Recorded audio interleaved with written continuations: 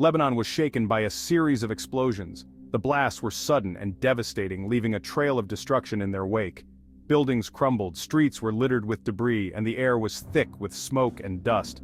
The nation was thrown into chaos as emergency responders rushed to the scenes, trying to save lives and restore some semblance of order. The targets, pagers, primarily used by members of Hezbollah. These devices, once considered outdated, were suddenly thrust into the spotlight. The choice of such an old technology puzzled many, raising questions about the attackers' motives and the vulnerabilities they sought to exploit. The blasts ripped through various locations across the nation. From bustling urban centers to quieter residential areas, no place seemed safe. The coordinated nature of the attack suggested a high level of planning and sophistication, adding to the fear and uncertainty that gripped the country. Panic and fear spread like wildfire. Casualties were immediate, hospitals were overwhelmed with the injured, and the streets were filled with people running for their lives. The sense of security that many had taken for granted was shattered in an instant. Reports confirmed at least 9 dead and thousands injured. The numbers were staggering, and the true extent of the damage was still being assessed. Families were torn apart, and communities were left to pick up the pieces. The Lebanese government was swift in its condemnation. Officials held press conferences, vowing to bring those responsible to justice. The nation's leaders were united in their resolve, but the path forward was fraught with challenges. They called it an act of aggression. The language was strong, reflecting the gravity of the situation. The government sought to reassure the public, but the fear and uncertainty were palpable. They urged citizens to remain vigilant. Community meetings were held, and people were encouraged to report any suspicious activity. The sense of solidarity was strong, but so was the underlying tension. The question on everyone's mind was this the beginning of a larger conflict? Speculation was rampant, and the media was filled with analysis and predictions. The possibility of further attacks loomed large, and the nation braced itself for what might come next. The targeting of pagers, a seemingly obsolete technology, added a layer of mystery to the attacks. Why pagers?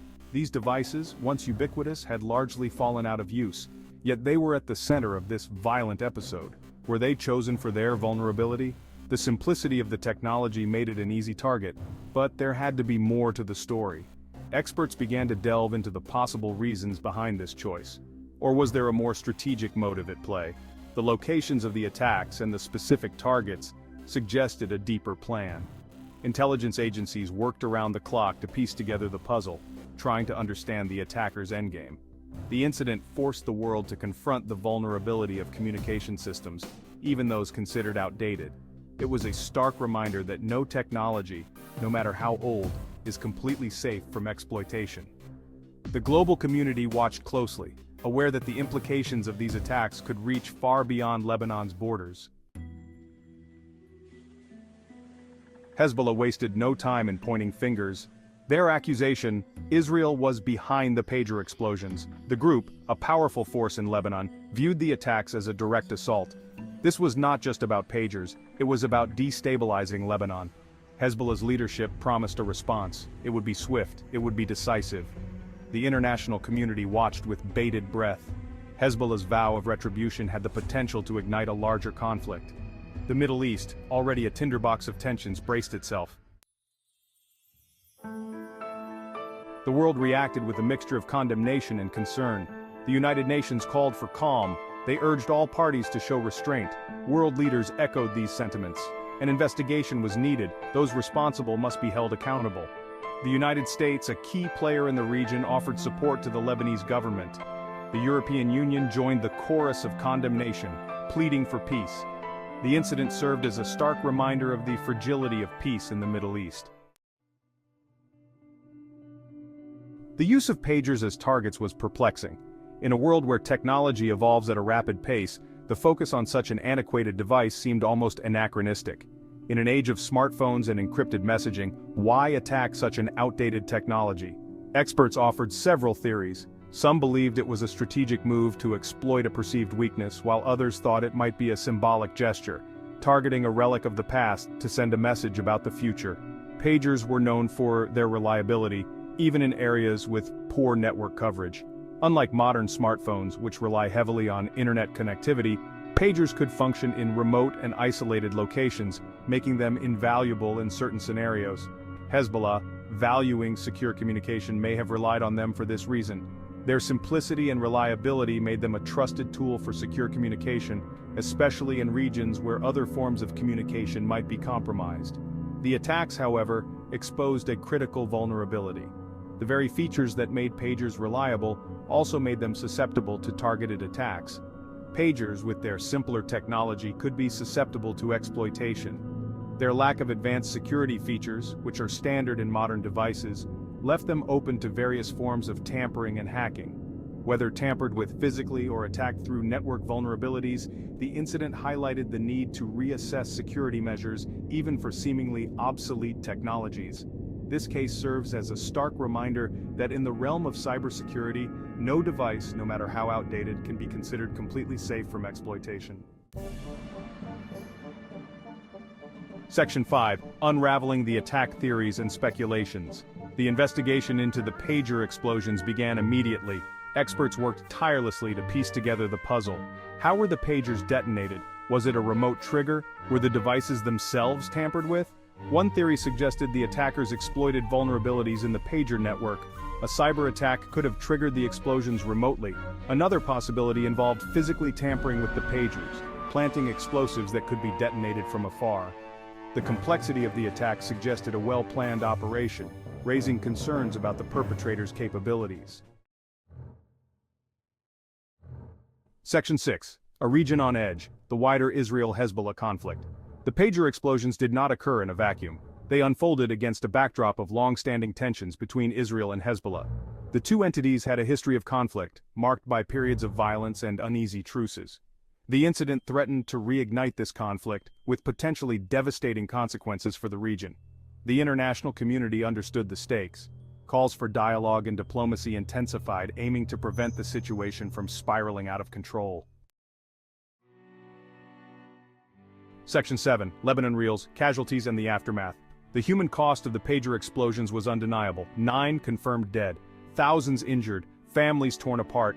The attacks left an indelible mark on Lebanon. Hospitals struggled to cope with the influx of casualties. Medical supplies dwindled. The Lebanese people, already grappling with economic hardships and political instability, faced yet another crisis. The international community responded with offers of aid and support, recognizing the urgent need to alleviate the suffering. Section 8. Seeking Answers. The ongoing investigation. The investigation into the pager explosions continued with a sense of urgency. Lebanese authorities, collaborating with international partners, were determined to uncover the truth. Who was behind the attacks? What were their motives? Every piece of evidence was meticulously analyzed, from the remnants of the exploded pagers to communication logs and witness testimonies. No stone was left unturned. The investigation promised to be complex and lengthy, but the pursuit of justice remained paramount. Section 9. The need for vigilance in a technologically vulnerable world. The pager explosion served as a wake-up call. In an increasingly interconnected world, even seemingly outdated technologies could be exploited.